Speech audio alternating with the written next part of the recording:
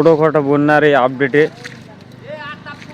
জালে কি ধরনের মাছ পাওয়া যাচ্ছে দেখানো হবে। তবে দিনের বেলা মাছ একটু কম হবে, রাতের বেলা প্রচুর পরিমাণে মাছ হয়।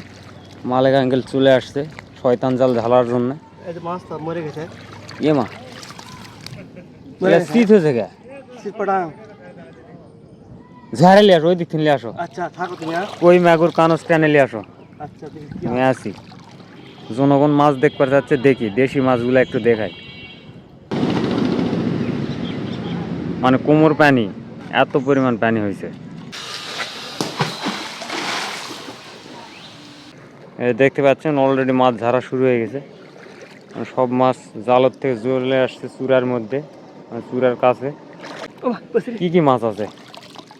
এটি চ্যাং, চিংড়ি, গুছি দুটা পড়েছে, ট্যাংরা পরে। কই নাই? কই আছে পড়েনি? মাগুর কানস না, মানে ওগুলা রাতে পড়ে মনে হয় বেশি। রাতে পড়ে। আচ্ছা ঢালো দেখি। ও মা, কুড়ি মাছ। এলা প্লাংটনে না বেশি। তো মাছ আছে এখানে চ্যাং, চিংড়ি, পুঁটি,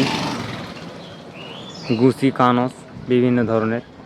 কিন্তু এই যে জাল দিয়ে মাছ ধরিচ্ছে, এই জাল হলো প্রকৃতির শত্রু। মানে কোনো কিছুই আর মাঝে ছুঁয়ে না। এবারে ঘুগরি পোকা, উই পোকা, কেঁচু, সাপ যা আছে সব ধ্বংস করে ফেলাবে। এইখান থেকে দেখা যাচ্ছে, ক্যামেরা দেখতে পাচ্ছেন, এই এলাকাত মিনিমাম 20টা জাল ফেলানো আছে। এই 20 জালে মানে ছোট ছোট মাছের পোনা থেকে শুরু করে কচি পোনা, বাচ্চা কাচ্চা একবার সবগুলো ধ্বংস করে দিচ্ছে। কিন্তু মানুষের মাছ খাওয়া তার চলবে না, ওই জন্য খালি মাছ ধরিচ্ছে আর খাচ্ছে।